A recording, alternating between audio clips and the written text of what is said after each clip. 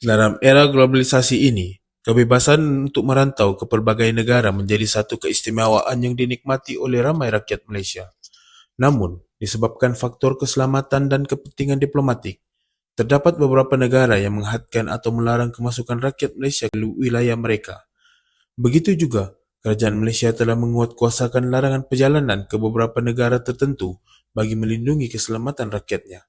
Antara negara-negara yang terlibat yang masing-masing menghadapi konflik politik, keganasan, dan isu keselamatan yang tidak menentu. Video kali ini akan mengupas sebab dan rasional di sebalik larangan ini, serta kepentingan mematuhi garis panduan yang ditetapkan oleh kerajaan Malaysia. Berikut adalah 5 negara rakyat Malaysia diharamkan masuk dan terpaksa menghadapi larangan ketat.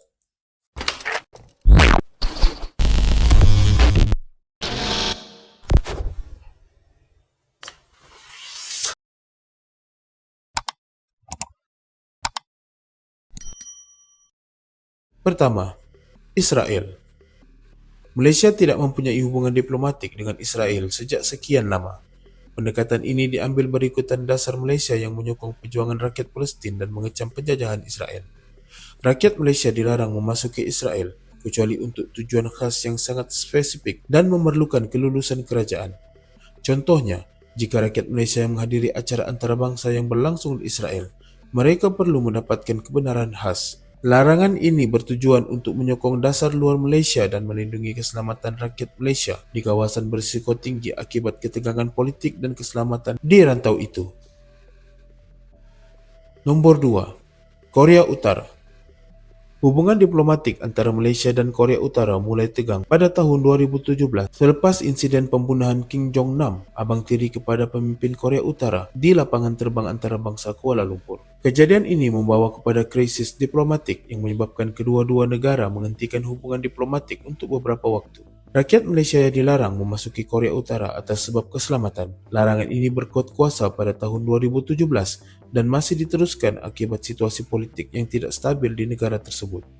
Risiko keselamatan dan hubungan diplomatik yang tegang menjadi puncak utama larangan ini, kerana kerajaan ingin memastikan keselamatan warganya dari sebarang potensi ancaman. Nombor 3. Syria.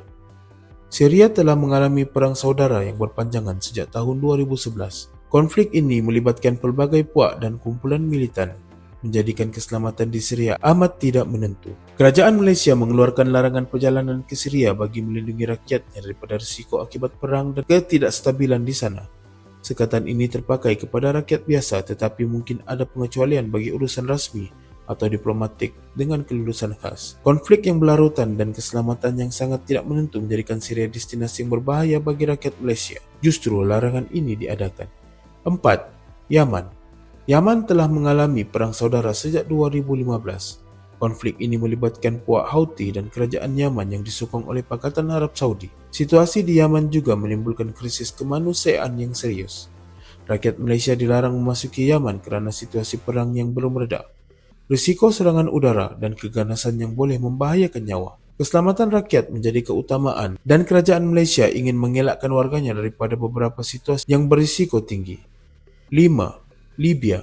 Libya telah mengalami ketidakstabilan politik sejak kejatuhan rejim Muammar Gaddafi pada 2011. Walaupun ada usaha untuk mendamaikan pihak bertelaga, ketegangan politik dan keganasan tetap berlanjutan di negara itu. Rakyat Malaysia dilarang masuk ke Libya atas sebab keselamatan kerana risiko serangan kumpulan militan dan ketidakstabilan politik yang berterusan. Keselamatan di Libya sangat tidak menentu dengan kehadiran pelbagai puak bersenjata yang sering mencetuskan kekacauan. Larangan ini adalah untuk langkah mengelak warga Malaysia daripada menghadapi risiko yang tinggi. Kesimpulannya, keselamatan rakyat Malaysia sentiasa menjadi keutamaan dalam dasar perjalanan yang digariskan oleh kerajaan Malaysia. Larangan perjalanan ke negara-negara seperti Israel, Korea Utara, Syria, Yaman dan Libya adalah langkah proaktif untuk memastikan keselamatan warga negara daripada risiko yang tidak dapat dikawal di kawasan-kawasan yang berbahaya ini. Mematuhi larangan ini bukan sahaja penting demi keselamatan diri, tetapi juga sebagai tanda sokongan terhadap dasar luar Malaysia. Dalam dunia yang semakin kompleks, memahami kepentingan dasar larangan ini membolehkan rakyat Malaysia membuat keputusan perjalanan yang lebih bijak,